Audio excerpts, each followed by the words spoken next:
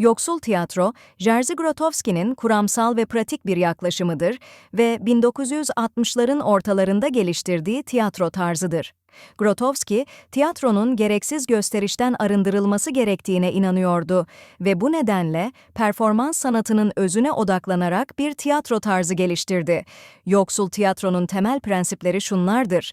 Birinci basitlik. Yoksul tiyatro, sahnelemeyi ve performansı gereksiz gösterişten arındırır. Grotowski, dekor, kostüm ve ışık gibi gereksiz unsurları ortadan kaldırarak performansın odak noktasını oyuncunun bedeni ve ifadesi üzerine yönlendirir. 2. Oyuncu merkezli yaklaşım. Yoksul tiyatro, oyuncunun performansın merkezinde olduğunu vurgular, oyuncular bedenlerini ve duygusal ifadelerini kullanarak performanslarını güçlendirirler. Grotowski'nin yöntemi, oyuncuların bedensel ve duygusal hazırlığını önemser ve performansın doğallığını vurgular. 3. Deneysel yaklaşım. Yoksul tiyatro, geleneksel tiyatro kalıplarını kırarak deneysel bir yaklaşımı benimser. Grotowski, oyuncuların performanslarını hazırlamak için çeşitli fiziksel ve duygusal egzersizler yapmalarını teşvik eder. 4. İzleyici katılımı. Yoksul tiyatro, izleyici ile doğrudan etkileşimi teşvik eder. Performanslar genellikle izleyicilerle yakın temas içeren mekanlarda gerçekleştirilir ve seyircinin deneyime aktif olarak katılması sağlanır. Yoksul tiyatro, tiyatro sanatını temel unsurlarına indirgeyerek performansın etkileyiciliğini ve derinliğini artırmayı amaçlar. Grotowski'nin bu yaklaşımı, çağdaş tiyatroda önemli bir etki bırakmış ve birçok sanatçıyı etkilemiştir. Tabii, Jerzy Grotowski'nin fiziksel eylem olarak bilinen tekniği, tiyatro tarihinde önemli bir yere sahiptir ve oyunculuk üzerine derinlemesine bir yaklaşımı temsil eder. Bu teknik, Grotowski'nin sahne sanatını ve performansı nasıl algıladığına, yönettiği oyuncuların nasıl hazırlandığına ve performanslarını nasıl gerçekleştirdiğine dair bir dizi prensibi içerir. 1. Bedensel ve duygusal. Hazırlık, Grotowski'nin yöntemi, oyuncuların performanslarını hazırlamak için bedenlerini ve duygusal kapasitelerini derinlemesine keşfetmelerini gerektirir. Bu, oyuncuların beden farkındalığını artırmak, esnekliklerini geliştirmek ve içsel duygusal zenginliklerini ortaya çıkarmak için çeşitli fiziksel ve duygusal egzersizler yapmalarını içerir. 2. Doğal hareket ve ifade. Grotowski'nin tekniği, doğal hareketlerin ve ifadelerin önemini vurgular. Oyuncular, sahnedeki her hareketin ve ifadenin doğallığını korumak için çalışırlar. Bu, sunulan karakterlerin inandırıcılığını artırır ve seyircinin hikayeye daha fazla bağlanmasını sağlar. 3. Sesin gücü. Grotowski'nin yöntemi, oyuncuların seslerini güçlendirmesine ve duygusal derinliklerini ifade etmesine olanak tanır. Oyuncular, seslerini kontrol etmek, tonlamak ve duygusal ifadelerini yansıtmak için çeşitli ses egzersizleri yaparlar. 4. Anlık varlık ve içsel odaklanma. Grotowski'nin tekniği, oyuncuların sahnede anlık varlık ve içsel odaklanma yeteneklerini geliştirmesine odaklanır. Bu, oyuncuların sahnedeki her anı tamamen yaşamalarını ve seyirciyle derin bir bağ kurmalarını sağlar. 5. Toplumsal ve politik boyut. Grotowski'nin çalışmaları sadece bireysel performansı değil, aynı zamanda toplumsal ve politik mesajları da içerir.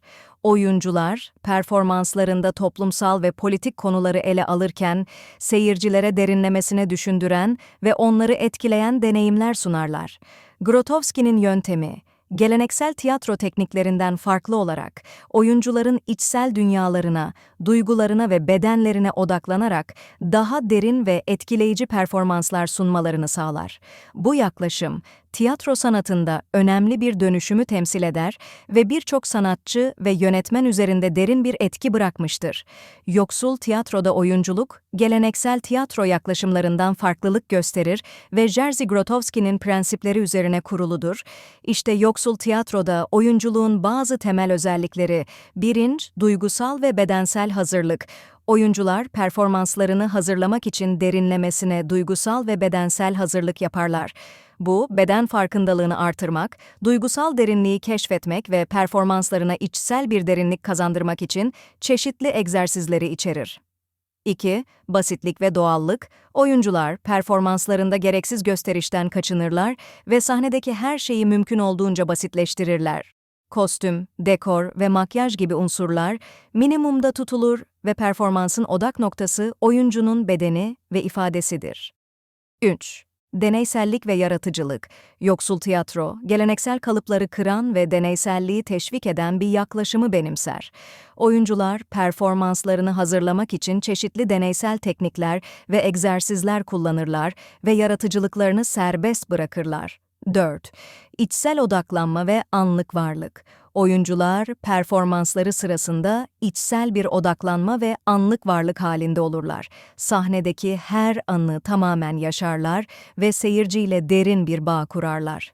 Yoksul tiyatro, modern tiyatroyu önemli ölçüde etkilemiştir ve birçok yönetmen, oyuncu ve tiyatro topluluğu üzerinde derin bir iz bırakmıştır. İşte yoksul tiyatronun modern tiyatroya olan etkilerinden bazıları: 1. Yönetmenlik ve sahneleme yaklaşımları. Yoksul tiyatro, sahneleme ve yönetmenlikte daha minimalist ve oyuncu merkezli yaklaşımların benimsenmesine öncülük etmiştir. Bu, gereksiz gösterişten arınmış sahne tasarımları, basit kostümler ve doğal ışık kullanımını içerir. 2. Oyunculuk. Yoksul tiyatro, oyunculukta doğallık, içsel derinlik ve anlık varlık gibi unsurların önemini vurgulamıştır. Bu, oyuncuların bedenlerini ve duygusal ifadelerini daha etkili bir şekilde kullanmalarını sağlamıştır. 3. Deneysellik ve yaratıcılık. Yoksul tiyatro, deneysel tiyatro tekniklerinin ve yaratıcılığın önemini vurgulamıştır.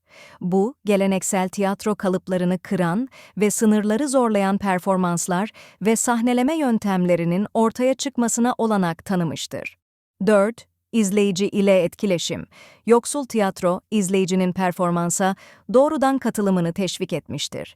Bu, seyircinin performansın bir parçası haline gelmesine ve deneyime aktif olarak katılmasına olanak sağlayan interaktif performanslarla sonuçlanmıştır. Mensev. Tiyatro ve toplum ilişkisi. Yoksul tiyatro, tiyatronun toplumsal ve politik bir araç olarak kullanılmasını teşvik etmiştir. Bu, performansların toplumsal sorunları ele alması ve seyirciyi düşündürmesi, etkilemesi ve harekete geçirmesiyle kendini gösterir. Yoksul tiyatronun bu etkileri, modern tiyatroda daha derinlikli ve etkileyici performanslar, yönetmenlik yaklaşımları ve sahneleme tekniklerinin gelişmesine katkıda bulunmuştur. Grotowski'nin yöntemleri ve felsefesi, tiyatro sanatında önemli bir dönüşümü temsil eder ve birçok sanatçıyı etkilemiştir. Yoksul tiyatro, deneysel bir tiyatro türüdür. Jerzy Grotowski'nin öncülüğünü yaptığı bu tiyatro tarzı, geleneksel tiyatro kalıplarını kırmayı ve deneyselliği teşvik etmeyi amaçlar. Yoksul tiyatro, sahne sanatlarının temel unsurlarını sorgulamak, sınırları zorlamak ve yeni ifade biçimleri aramak için deneysel yaklaşımları benimser. Bu tiyatro tarzında sahneleme, oyunculuk, kostüm, dekor ve ışık gibi unsurlar genellikle minimalist ve basit tutulur. Performanslar, geleneksel tiyatro normlarından uzaklaşarak izleyiciyi şaşırtıcı ve sıra dışı deneyimlerle karşılaştırmayı amaçlar. Oyuncular, performanslarını hazırlamak için çeşitli deneysel teknikler ve egzersizler kullanır ve sınırları zorlayan, yaratıcı bir yaklaşım benimserler.